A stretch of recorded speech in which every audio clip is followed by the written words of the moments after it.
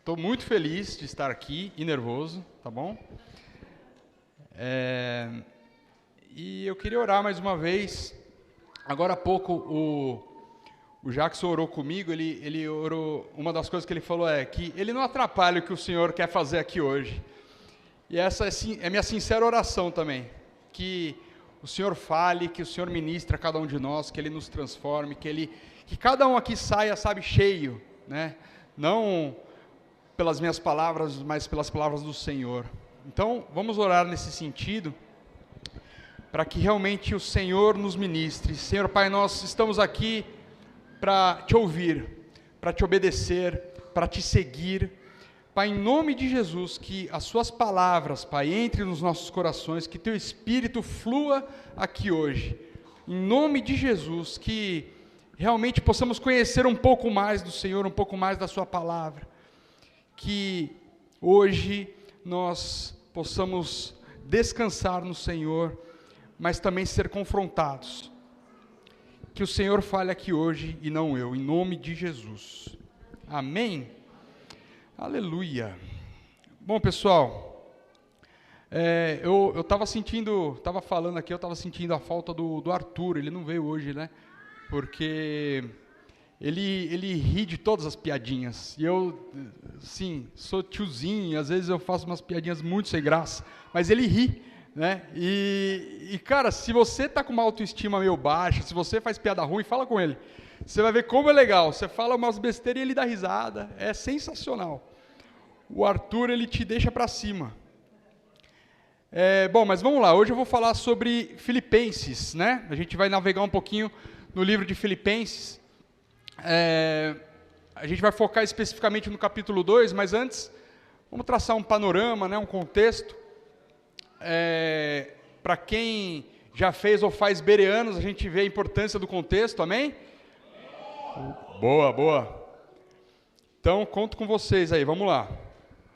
Bom, primeiro, para a gente entender que essa é uma das cartas em que Paulo escreve da prisão, né? Era uma das cartas nomeadas como cartas da prisão.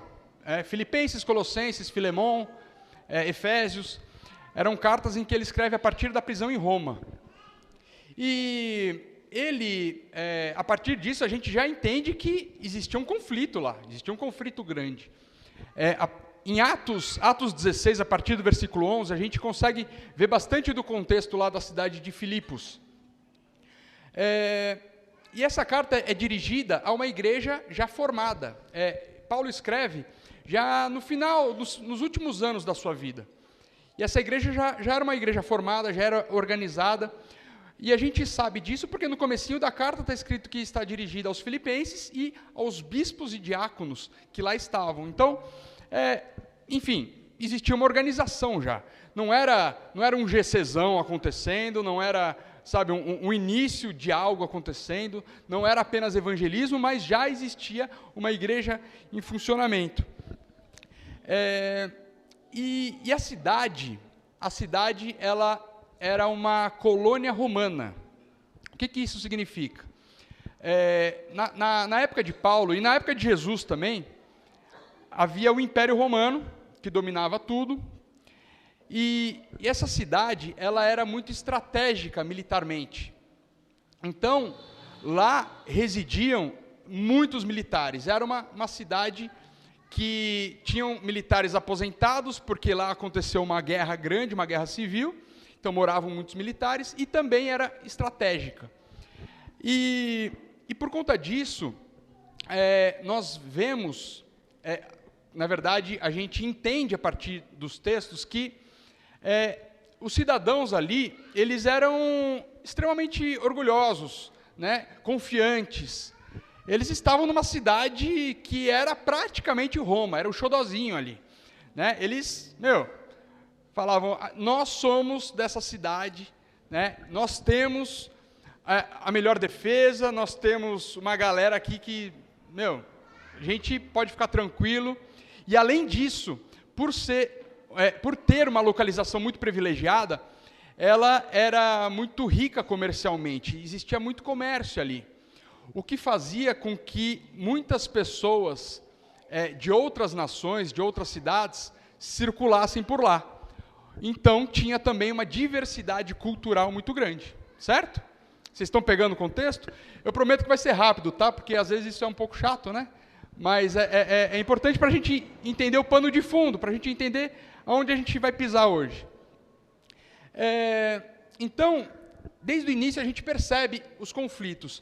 Não sei se vocês estão familiarizados ali no livro de Atos 16, em que Paulo e Silas são presos, né, e eles começam a cantar louvores, e os muros caem das prisões. Aquilo lá acontece em Filipos, né?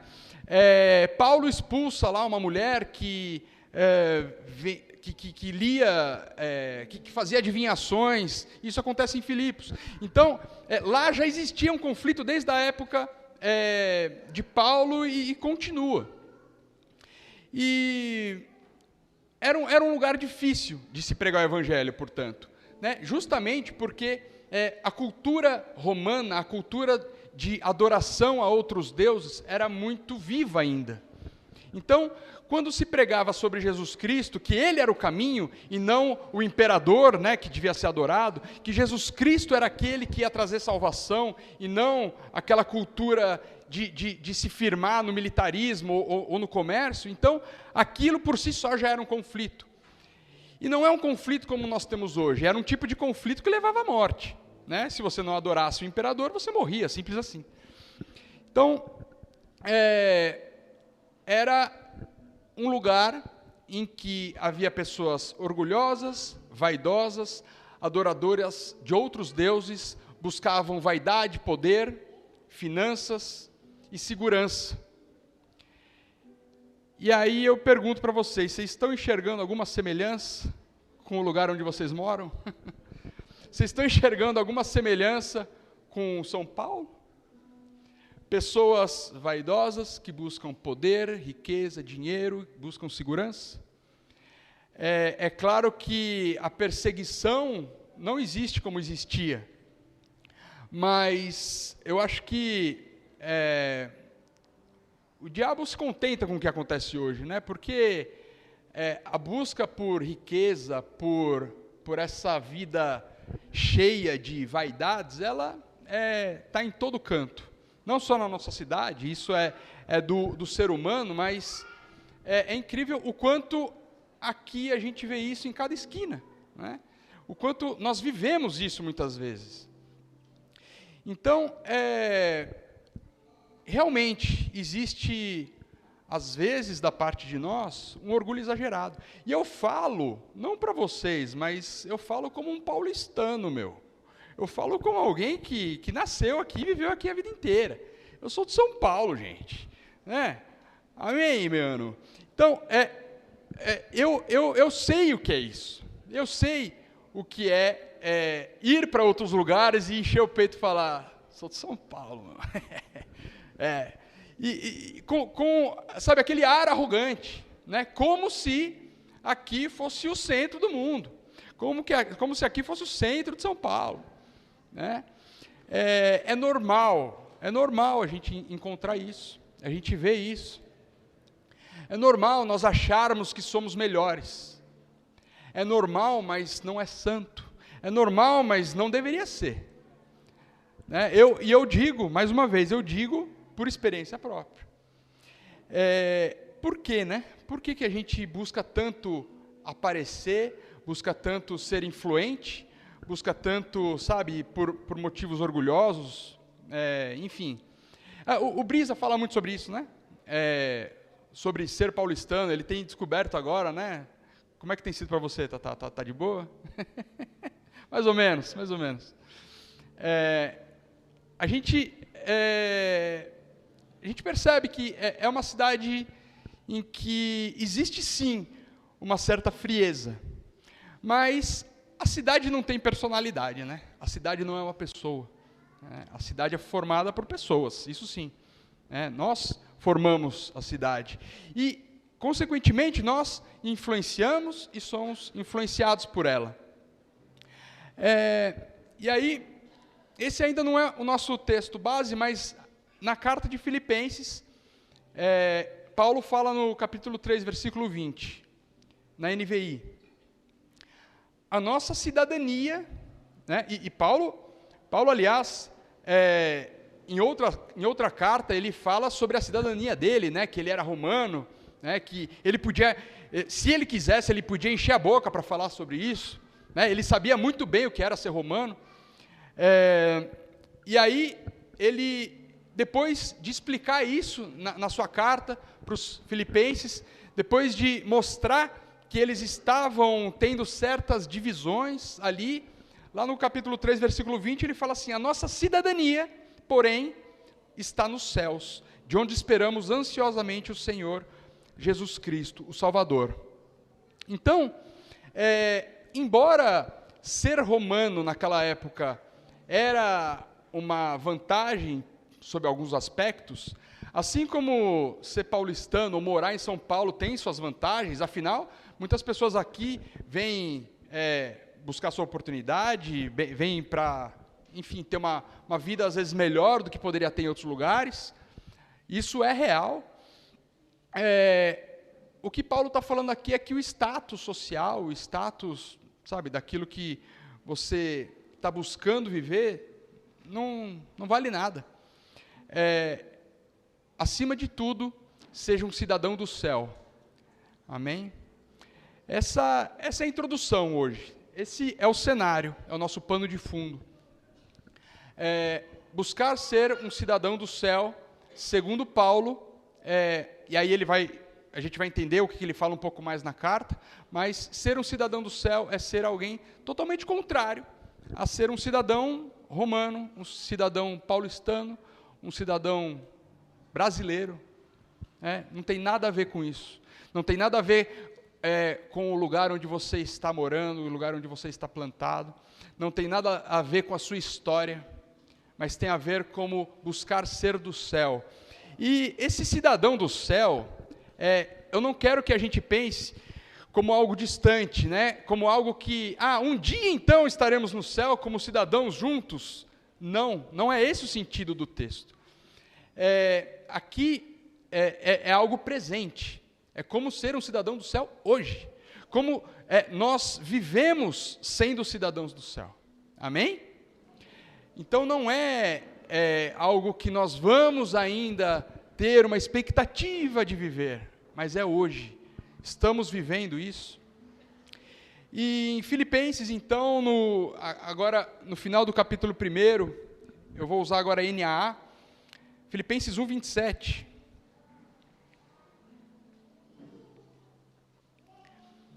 Ele diz assim: acima de tudo, vivam de modo digno do Evangelho de Cristo, para que, eu indo até aí para vê-los ou estando ausente, eu ouça a respeito de vocês que estão firmes em um só espírito, como uma só alma, lutando juntos pela fé do Evangelho. Então aqui ele já começa a dar uma pitada aí do que ele vai falar, e ele fala muito nessa carta sobre unidade.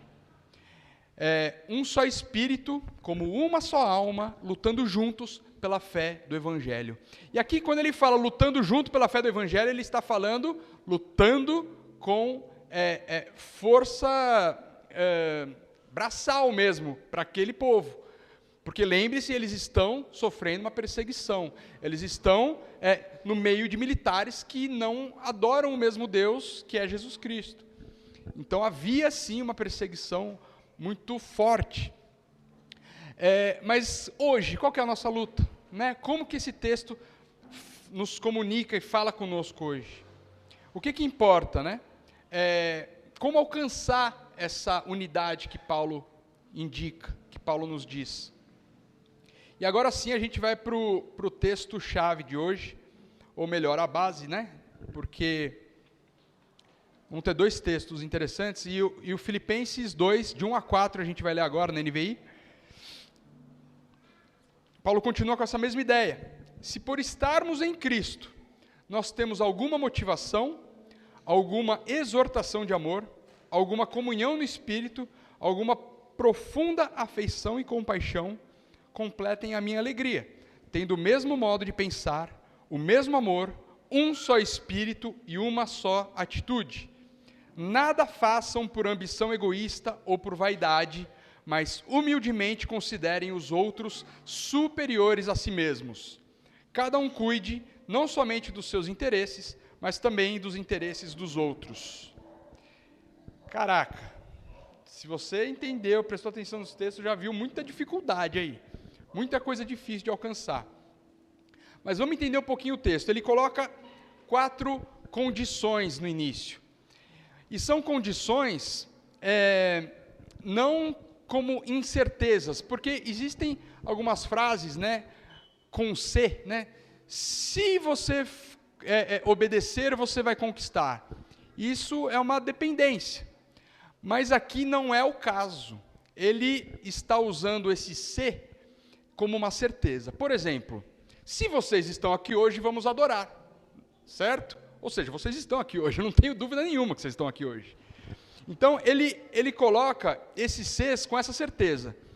Qual que é essas circunstâncias que ele coloca? Se temos motivação em Cristo, pode colocar o versículo primeiro aí, por favor. Se temos motivação em Cristo, ou seja, se nós estamos de fato sendo alcançados por Cristo, se Cristo realmente nos motiva, se Ele alcança o nosso coração, se há consolação em amor, se há exortação em amor, se há comunhão no Espírito Santo, e essa comunhão é nós com o Espírito Santo e também o Espírito Santo entre nós, tendo nós comunhão uns com os outros, e se há afeto e compaixão nisso, então se de fato, e ele tem certeza que existem essas 4 coisas, então tenham o mesmo modo de pensar. Ele fala, completem a minha alegria e tenham o mesmo modo de pensar. Vocês estão acompanhando? Amém? Então, se nós, de fato, fomos alcançados pelo Espírito Santo, se nós, de fato, temos o Espírito entre nós, comunhão, temos comunhão com Ele, então, se nós vivemos um pouco dessa afeição de Deus e do amor dEle, da paixão que nós temos por Ele, então, nós temos que viver em unidade. E é aí que entra a dificuldade de hoje, né? Nós temos que ter o mesmo modo de pensar. E como que a gente alcança isso? Como que é exatamente ter o mesmo modo de pensar? Eu tenho acompanhado essa reforma aqui, e o Brisa, eventualmente, ele pede opinião, eventualmente ele chama, né, alguns conselheiros. Eu até falei para ele, cara, muito louco, eu tenho visto na prática, né, a multidão de conselhos funcionando, né, porque ele vai puxando, vai absorvendo muitas opiniões e vai mudando muita coisa. E eu, sinceramente, não concordo com algumas coisas. Ele fala que vai fazer um negócio ali, mas por quê, cara? Por que você não faz do outro jeito? E a gente não tem a mesma forma de pensar nisso. E aí? É disso que o texto está falando? O que vocês acham? Faz assim, pelo menos. Ó. Não tem nada a ver. Não tem nada a ver. Não é sobre isso, não é sobre nós concordarmos em tudo. Não é nós concordarmos se vai pintar a parede de branco ou de vermelho. Não é isso. Ele não vai pintar de vermelho, tá? Só eu acho.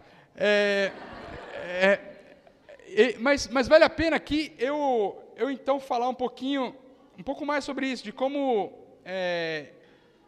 quando eu entrei na Poema, né? Eu acho que, como muitos aqui, eu diria que uns 80% ou mais, né, muitos de nós viemos de outras igrejas. Amém? Quem veio de outra igreja? E como nós, assim, a gente traz bagagens, né? A gente traz experiências, a gente traz um pouco de conhecimento, a gente traz, inclusive, algumas feridas, a gente traz qualquer outra coisa, né, que, às vezes, não o próprio Espírito. E na minha primeira conversa com o Brisa, afinal, aliás, quem não sabe, o Brisa é o pastor, tá? Eu tenho falado sobre ele, mas ele é o pastor da igreja, tá? Na minha primeira conversa com ele, eu falei de algumas características minhas, né? Eu falei, eu gosto muito de estudar, né? Eu eu já fiz, ou melhor, eu estava fazendo teologia, né? Então eu estava meio crescendo o peitinho assim. Não que eu quisesse dar uma carteirada, não era isso. Mas eu queria um certo reconhecimento, né? Queria que ele olhasse, na verdade, naquilo que eu poderia ajudar na igreja. Era esse meu coração. Falei, eu tenho muito que acrescentar, eu tenho muito que ajudar, eu acho, né? E aí ele falou assim, Ale, ele entendeu, né, nas entrelinhas, e ele falou, olha, antes de você querer mudar a igreja, deixa a igreja te mudar, deixa a igreja te transformar. Aí eu falei, amém, né? Falei, tá bom. Falei, beleza. E aí ele foi embora e eu fiquei pensando, o que esse cara está falando, né? O que ele quer exatamente? O que ele quer dizer com isso? Né? O que ele espera? Né? Ele quer que eu pergunte se você está feliz hoje? Ele quer que eu tenha a mesma linguagem? Vamos lá, alguém? É isso? Eu não alcancei na hora, né? Ele quer que eu vire um poemeiro? Será? E eu sempre fiz questão de mostrar que eu era diferente. Eu sempre fiz questão de falar isso. Eu falei, olha, eu não sou assim como todo mundo, sabe? Como todo mundo da poema. Eu tenho uma linguagem diferente, eu sou um pouco diferente, eu sou meio tiozinho assim. Enfim. E aí, é sobre isso, sabe? E aquilo começou a me incomodar um pouco, porque eu não queria ser como os demais. Desculpa estar sendo tão sincero, tá, gente? Mas eu não queria mudar. Né? E aí, quantos de nós, né, não olha também com esse preconceito, com esse olhar, né, com essa superficialidade, olhando apenas a aparência, olhando apenas as vestimentas, o modo de falar? Isso já foi muito comum em outras igrejas também, mas eventualmente é comum aqui. O quanto nós estamos olhando apenas para o exterior, apenas para o linguajar. E aí eu sempre fiquei desconfiado, né? Eu era daqueles que falava, amém, estamos junto, né? Mas com os 2 pés atrás, assim, só observando. Falei, vou ver a primeira escorregada que ele vai dar. Tô só de olho. E ficava analisando, estudando a igreja, vendo, né, os problemas que a igreja tinha e tem, vendo o quanto a liderança estava errando, segundo a minha opinião. Né, eles estão... Por que aquele cara está lá na frente? Por que o Ale vai pregar hoje? Cara, aquele está maluco? O Brisa está maluco? Como é que ele coloca um cara desse? Então, como é que hoje o fulano veio orar aqui? Será que o Brisa sabe o que ele está vivendo? Era muito questionamento. Era muita análise, sabe? Eu acho que eu sei o que é o certo e ele está errando. Ele não pode estar certo de estar decidindo dessa forma. E por quê, né? Por que nós fazemos isso? Eu tenho certeza que alguns aqui estão entendendo o que eu estou falando. Por que tanta desconfiança, né? Porque a gente fica no nosso trono, analisando e julgando. E eu não digo com isso que a gente tem que fechar os olhos para tudo, não é esse o objetivo aqui hoje, mas é questionar, né? Por quê? E eu particularmente aprendi de forma errada que a obediência ela tem que ser cega, né? A obediência à liderança tem que ser cega. Cara, não é essa a proposta aqui. A nossa obediência a Deus ela tem que ser inegociável. Mas quando a gente trata com pessoas, com humanos, com homens e mulheres, a gente sabe que erros podem acontecer. Então, eu vim com uma bagagem já e um preconceito nesse sentido. Né? Se ele me falar, eu vou ter que fazer? Será que, então, se eu discordar e eu já tiver, né, uma certa posição, será que ele vai me cortar? Vocês entendem o conflito que eu comecei a ter? Justamente porque eu ainda tinha experiências de outros lugares, experiências que eventualmente nos ferem, mas que nos marcam e nos ensinam de uma forma errada. E aí a gente entende que a obediência, ainda falando de forma errada, né? A gente entende que, e a gente vive uma obediência sem entender os porquês, a gente obedece sem entender o que Deus tem para nós, a gente obedece a Deus, inclusive, sem mesmo parar para orar, entender a vontade dEle, e a nossa vida com Deus, ela se torna muito mecânica, a nossa vida com Deus, ela se torna extremamente fria e espiritual, e aí tudo é um problema na igreja, tudo é uma dificuldade, tudo é uma desconfiança. Por que Ele está me pedindo isso? O que Ele quer de mim? Por quê? E agora? Será? E não? E tá? E você fica louco, maluco, né? E agora? Para onde eu vou? O que eu faço? Gente, e aí Deus começou a me confrontar, a ministrar. Teve um GC uma vez,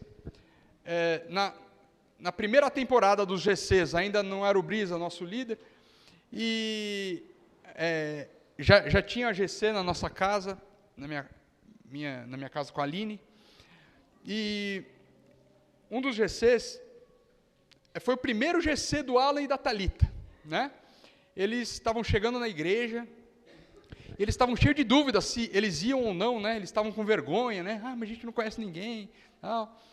E a gente falou, não, só vem, cola aí, é da hora, tem uma galera. Aí só eles vieram, né? Mais ninguém apareceu. Tava eu e a Aline ali esperando, ficamos nós quatro assim, olhando para a cara do outro. E aí a Thalita depois, né, agora, recentemente, ela falou, gente, aquele dia, eu me perguntava constantemente, o que eu estou fazendo aqui? Os GCs não são mais assim, tá, galera? Eles têm gente agora.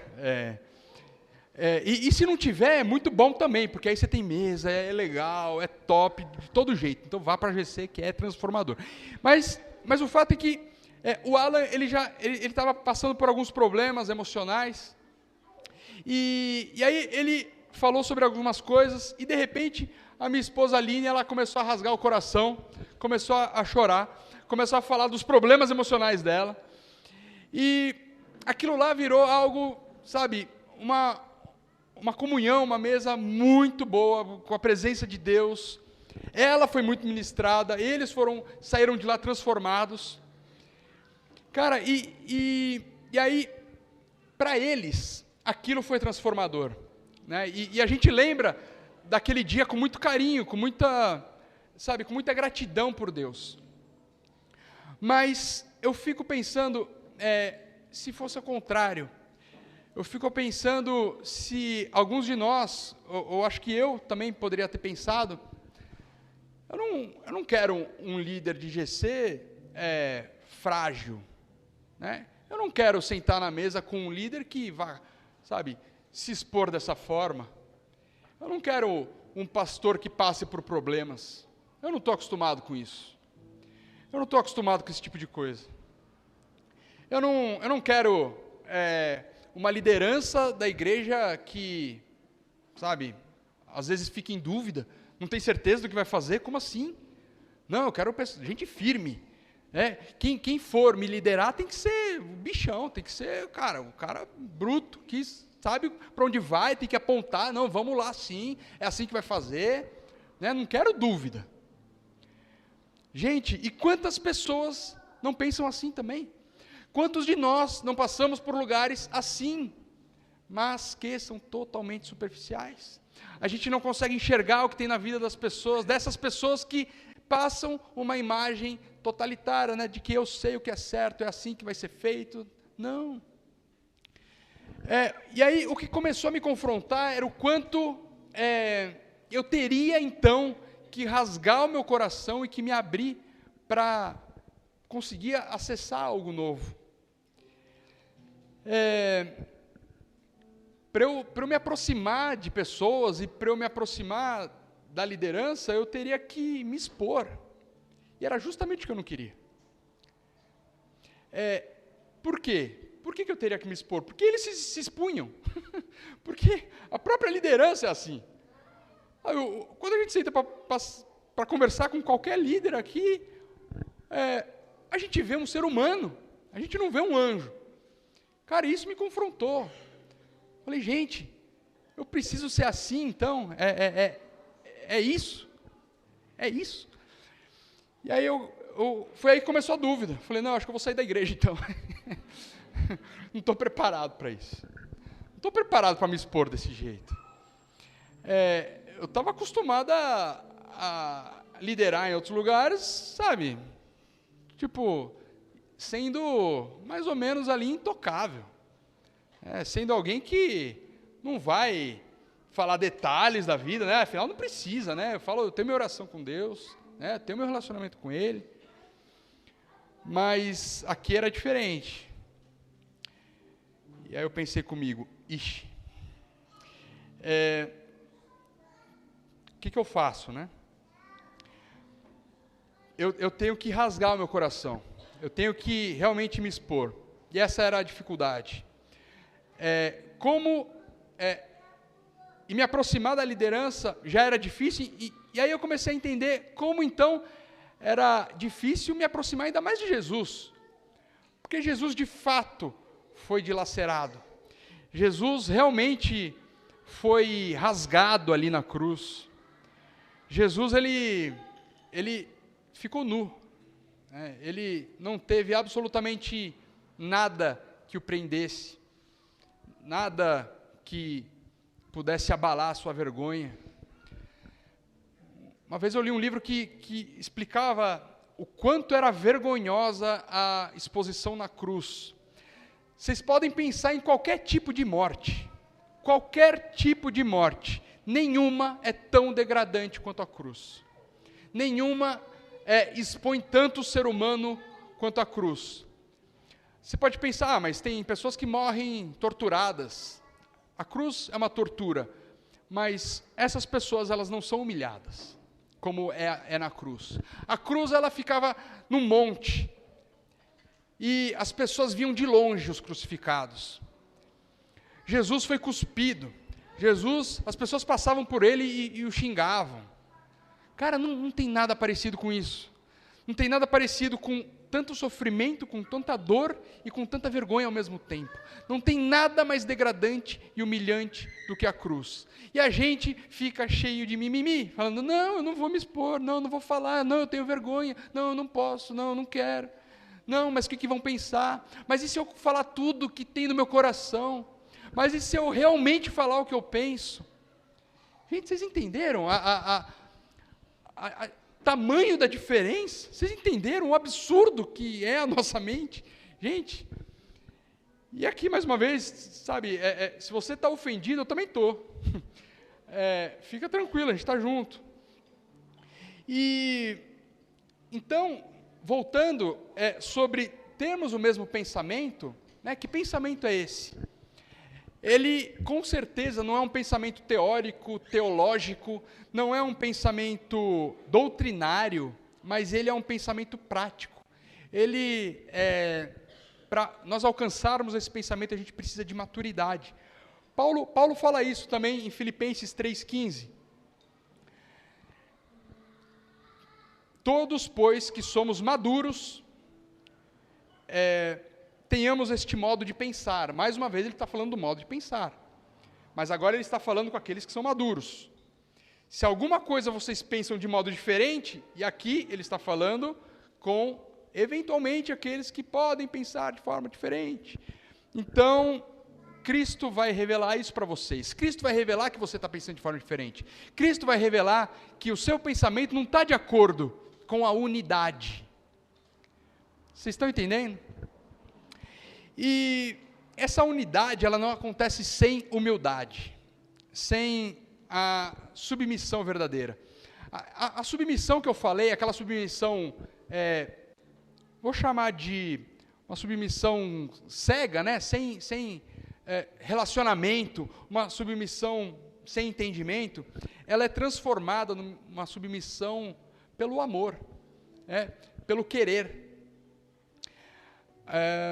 Não sei quantos de vocês são da época que na escola mandavam ler Machado de Assis. Isso tem ainda hoje? Essa de Queiroz, Manuel Bandeira, tal. Cara, eu achava isso muito chato, né?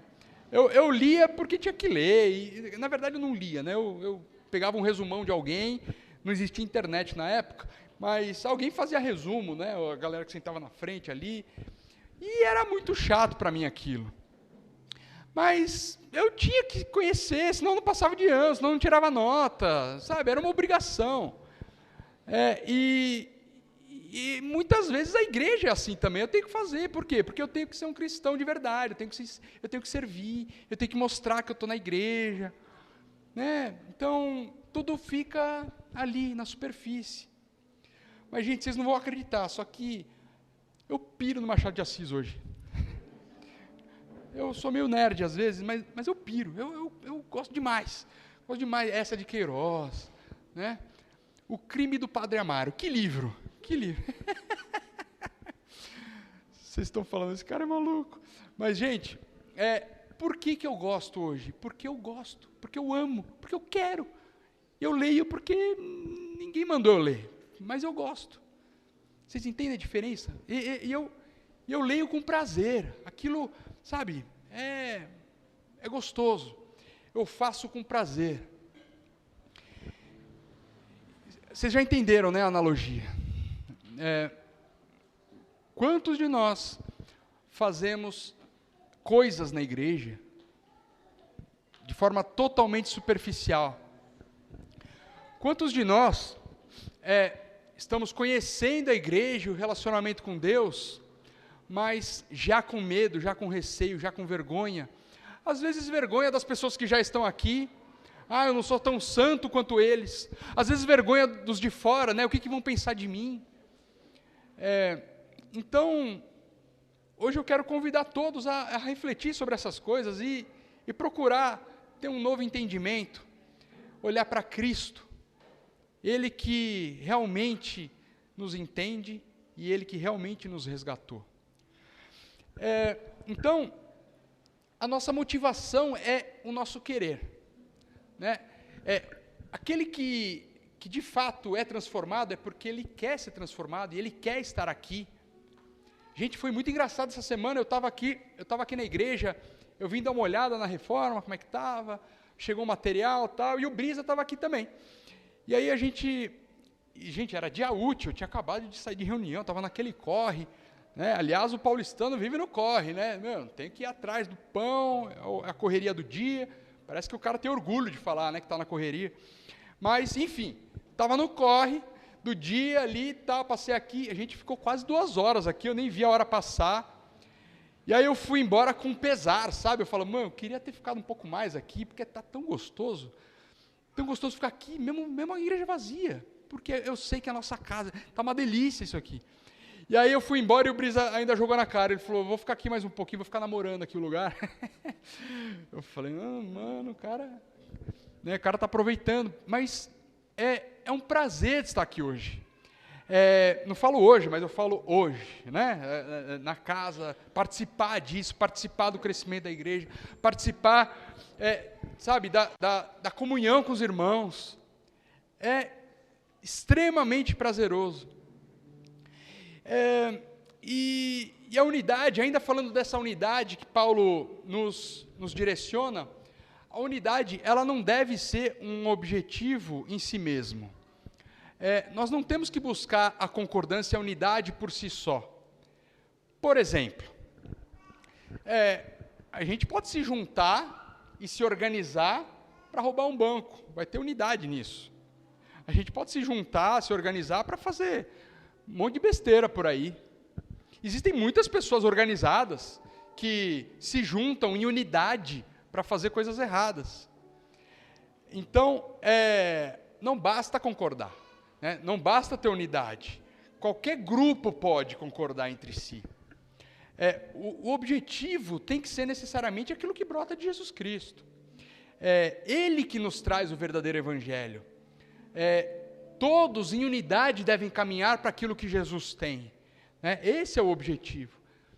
Nós temos que estar com os ouvidos abertos, os olhos abertos para aquilo que Jesus está fazendo. E aí, participando como um corpo, a gente se olhando e se amando uns aos outros, a gente pode ter voz e a gente pode também ser ministrado. Não é a igreja de um homem, não é a igreja de um pequeno grupo, mas é a igreja de uma família. Não é, apenas um ou outro dizendo que é certo, mas é você, nós, buscando a Deus e buscando uma direção. Nós juntos em unidade, buscando isso em oração, nós juntos nos ministrando, nós juntos nos ouvindo e nos aconselhando. Cara, essa é a beleza do Evangelho, essa é a beleza de Cristo em nós. Amém? Vamos lá, alguém? Então, nós vamos sim encontrar obstáculos para isso. E os obstáculos normalmente somos nós mesmos, né? É a nossa história, é a nossa bagagem, são as nossas vergonhas. E no versículo 3, lá do capítulo 2 que a gente já leu, ele fala: nada façam por ambição egoísta ou por vaidade. E está aí a nossa facilidade em discordar, né? Em divergir. Vaidade, ambição, egoísmo. Mas eu não sou egoísta, mas... sim. Todos nós temos ali, uma vaidade, um não querer se expor, algo que realmente a gente não quer abrir mão, porque é mais cômodo, é mais fácil. E a gente quer que a igreja funcione desse jeito, porque daí eu posso também ser desse jeito, e a liderança ser diferente é um confronto. A gente quer ser o jurado, né? A gente quer ficar sentado avaliando só. A gente não quer ser o cara que está lá na frente desafinando às vezes, né? Que não é o caso do Tiago, o cara está voando ali. A gente não quer ser o cara aqui que vai ser olhado e avaliado. A gente quer ser o jurado. A gente quer ficar olhando e falando: olha, eu acho que está errado também. Você viu o que ele falou? Eu acho que, ainda que eu concorde com tudo, eu acho que ele comeu um S naquela frase ali. Cara, é impressionante, né? É impressionante. Mas, na segunda parte do versículo 3, ele fala: humildemente considerem os outros superiores a si mesmos. E aqui ele não está falando de hierarquia, ele não está falando, considere que ele é seu líder, que ele pode ser o seu chefe um dia. Não é nada disso, gente. Ele está falando que a pessoa do seu lado é a mais importante aqui essa noite. Vocês entenderam o que eu falei? A pessoa que está sentada aí do seu lado, ou atrás de você, ou na sua frente, é a pessoa mais importante dessa noite. Você tem que considerá-la mais importante do que você mesma, ou tão importante quanto. Nada mais é do que aquilo que Jesus já nos disse: ame o seu próximo como a ti mesmo. Se nós somos uma família na fé, né, vamos nos conhecer, vamos de fato tornar a necessidade do próximo tão importante quanto a nossa. Não vamos esquecer dos irmãos na segunda-feira e viver esse vazio até o sábado, para que domingo a gente lembre. Não vamos fazer isso. Na verdade, a gente lembra no GC também, né? Mas, por outro lado também, ele não está falando para a gente ter uma falsa humildade, né? Eu que sou aqui entre vocês, algo que não conhece, mas vou buscar. É um discurso, pelo amor de Deus. Paulo era extremamente humilde. Ele, ao longo das cartas, a gente vê que ele fala que ele é o menor dos apóstolos, ele é o menor dos santos. Ali na carta de Timóteo, que é provavelmente a última, a penúltima que ele escreveu, ele diz que ele é o pior dos pecadores. Gente, ele era Paulo. Quanto mais quanto mais contato eu tenho comigo mesmo, quanto maior a minha percepção sobre Deus, mais eu sei que eu sou pequeno de fato. É uma humildade que vem do alto, não é uma humildade forçada. É uma humildade que brota de dentro, falando assim, gente, eu sou de fato um pecador. Eu realmente tenho muito o que mudar, muito o que ser transformado, e isso não vai ser feito com a força do meu braço, mas pelo Espírito Santo. Reconhecer isso é a obra de Deus, é a obra de Deus em nós.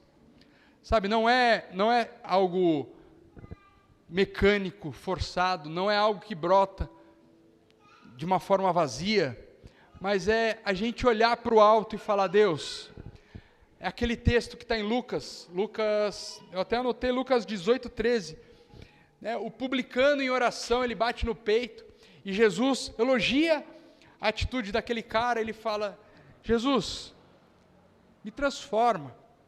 Na verdade, ele está orando para Deus, né?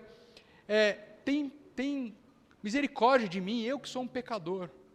Enquanto o fariseu religioso fala assim, eu não sou como esse miserável pecador aqui. Eu cumpro as leis, eu faço aquilo que Deus me pede. Gente, nós nunca seremos como Jesus, até o final dos nossos dias, mas essa deve ser uma busca constante, amém? Olharmos para Ele, sermos como Ele, deve ser uma busca constante, é algo natural que acontece, e aí a gente faz parte, a gente vive porque quer, a gente vive porque tem prazer nisso, mas isso só acontece com corações transformados, isso só acontece com pessoas transformadas. Esse nosso modo de pensar, essa unidade no pensamento, ela acontece como, né? Porque na nossa cabeça sempre vem o como. Tá, mas como eu alcanço isso? Porque eu estou tentando e não consigo. Como e por quê? Essas perguntas são enfim.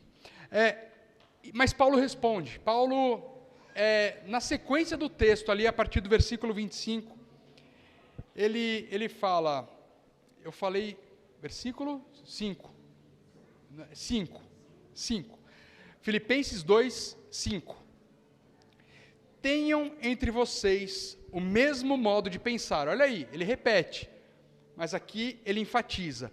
Tenham o mesmo modo de pensar de Cristo Jesus, que mesmo existindo na forma de Deus, não considerou o ser igual a Deus algo que deveria ser retido a qualquer custo. Pelo contrário, ele se esvaziou. Repete comigo, ele se esvaziou. E assumindo a forma de servo, ele tornando-se semelhante aos seres humanos. E reconhecido em figura humana, ele se humilhou. Diga assim, ele se humilhou. Tornando-se obediente até a morte, e morte de cruz. A morte, olha só, é interessante como Paulo ele faz questão de dizer que a morte de Jesus Cristo foi a morte de cruz. Porque dizer que alguém morreu na cruz, naquela época, era extremamente vergonhoso. Era extremamente ultrajante. Falar de cruz era humilhante. Mas Paulo disse, o nosso Deus, ele se humilhou de uma tal forma, ele se rebaixou de uma forma tão intensa, que ele morreu na cruz. Ele morreu na cruz daquela forma degradante que eu já disse. Ele se humilhou, ele se expôs.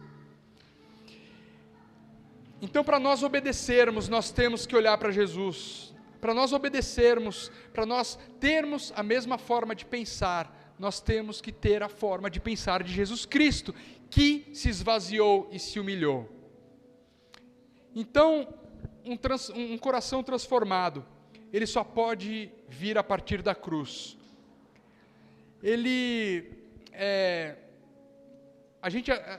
Eventualmente a gente ora, né? Deus, me dá um novo coração, esquadrinha meu coração, né? Tem um salmo que fala isso, vê se há em mim alguma coisa ruim, algo mal.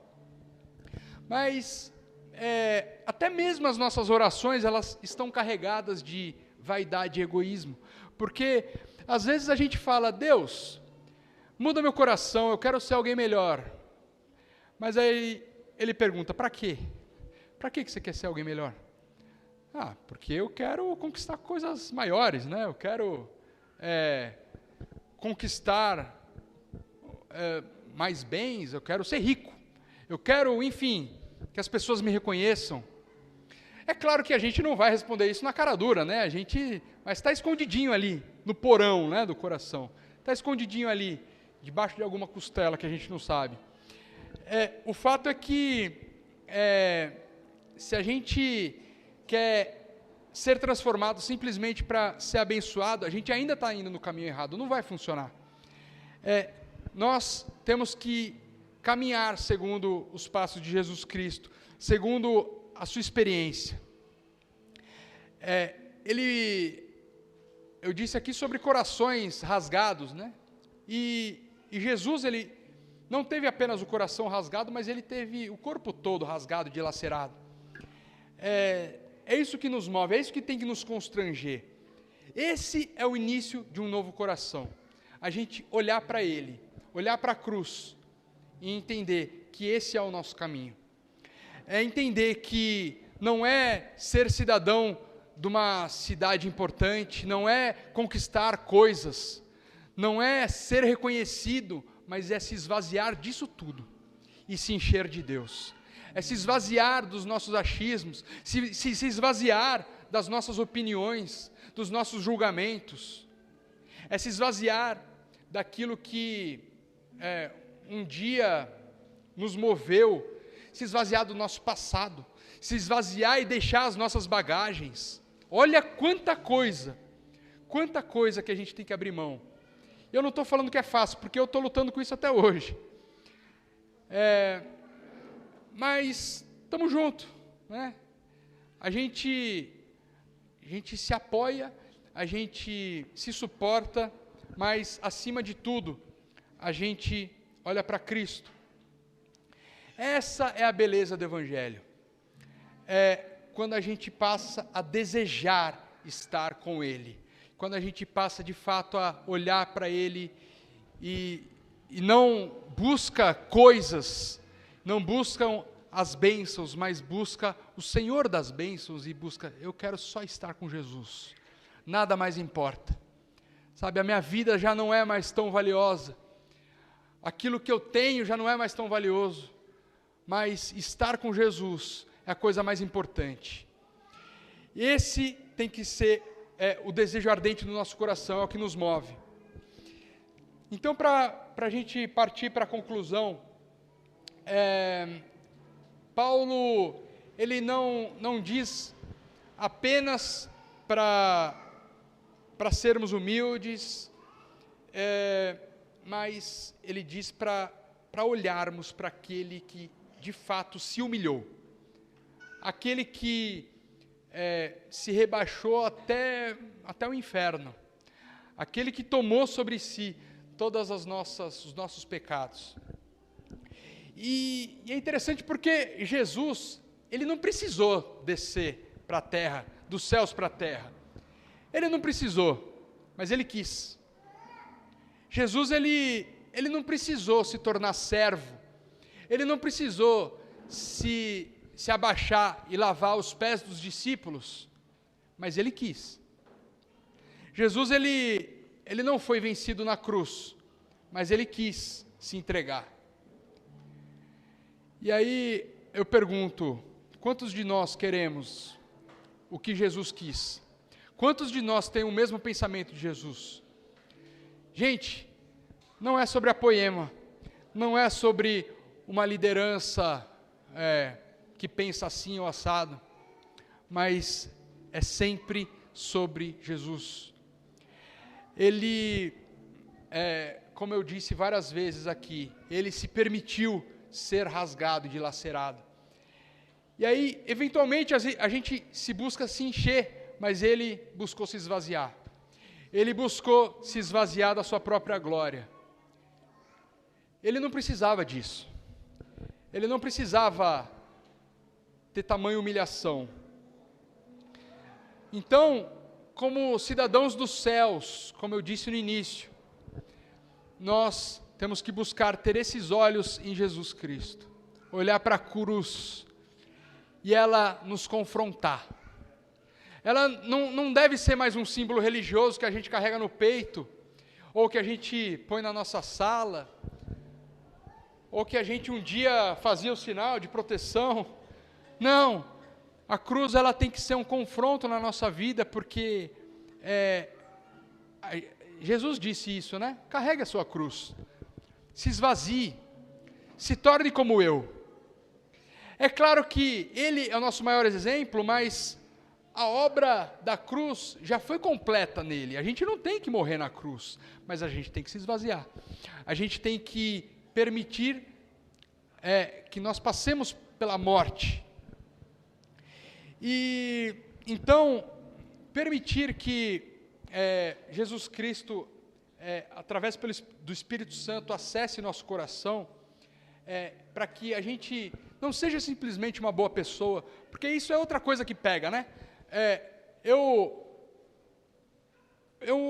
Uma época da minha vida eu era conhecido como alguém muito bonzinho, né? Alguém que sempre falava assim. Eu me orgulhava disso, né? Ah, como o Ale é bonzinho. A minha mãe falava isso. Ô Ale, você é bonzinho, vai lá, faz um favor para mim, né? Gente, às vezes você pode ser malzinho e você vai ser salvo. Né? E eu não estou passando pano, não é isso, gente. É que quando a gente busca ser de uma forma, ser melhor, uma pessoa melhor, eu vou buscar ser uma pessoa melhor. O cara que está prestes a perder o casamento, não, eu vou realmente mudar. Eu vou mudar. Eu vou deixar de fazer aquilo que eu fazia. Eu vou deixar esse pecado. E aí ele se esforça com novas atitudes, se esforça tentando fazer algo diferente, mas volta para o pecado, volta para as mesmas atitudes. Por que a gente faz isso? Por que o ser alguém melhor não deve ser o nosso objetivo? Porque a gente nunca vai alcançar isso. A gente nunca vai alcançar isso com a força do nosso braço. A gente só alcança isso sendo transformado, com um novo coração, deixando o coração de pedra, mas ganhando um coração de carne. Um coração que só pode ser dado pelo Espírito Santo. Um coração que só pode ser entregue por Jesus Cristo. Um coração fresquinho, que pulsa de fato um sangue novo. Gente, isso só vem dele. Para de tentar e seja. Eu briguei com essa frase muitas vezes. Para de lutar contra quem você é, contra o pecado. Para. E seja alguém que busque a Deus. Esse é o nosso desafio. É permitir que o Espírito Santo nos molde. Uma mente que não busca ser servida, mas que busca servir. Que não busca reconhecimento, mas que busca reconciliação. É uma busca não pelo trono, não pela, sabe, por ser um julgador, mas que busca a cruz, que busca o se esvaziar. Então a pergunta final aqui é: quem nós somos? Né? Nós somos uma colônia do mundo, uma igreja que está simplesmente sendo influenciada pelo entorno, ou nós somos uma embaixada do céu, ou nós somos cidadãos do céu que buscam de fato expressar a presença de Jesus Cristo? Pode responder. Quem nós somos? Quem você quer ser? Quem você está buscando ser? O que aquelas pessoas que estão passando aqui na frente olham quando vê aqui dentro? O que as pessoas do mundo olham quando veem o nosso coração, quando veem as nossas atitudes? Qual tem sido o nosso testemunho? Filipenses 3:20, eu vou repetir. Paulo diz que a nossa cidadania, porém, está nos céus, de onde esperamos ansiosamente o Salvador, o Senhor Jesus Cristo. Onde estão os nossos olhos? Ele está no alto monte, onde um dia Jesus Cristo foi crucificado? Ou ele está no poder, na vaidade, nas riquezas, no orgulho, na proteção que eu busco, sabe, para não me expor? Onde está o nosso coração? Eu realmente espero que a gente saia daqui hoje com o coração apertado, sabe, dizendo: Deus, eu não quero ser mais eu mesmo, eu não quero mais me prender desse jeito, me limitar, me defender. Eu não quero mais isso. Eu quero ser um cidadão dos céus. Eu quero ser alguém que vai olhar para Jesus e ter prazer nisso. Eu quero ser alguém que vai adorar ao Senhor porque eu quero. Vai adorar ao Senhor porque nele eu encontro deleite, amor e prazer. Eu quero andar com os meus irmãos e ter prazer nisso, e me interessar de fato pela vida de cada um, sabe, não de forma mecânica. Eu quero realmente olhar para cada um e dizer: Deus, o que essa pessoa está precisando? Qual deve ser a minha oração para ele hoje ou para ela? Esse tem que ser o nosso prazer e a nossa busca.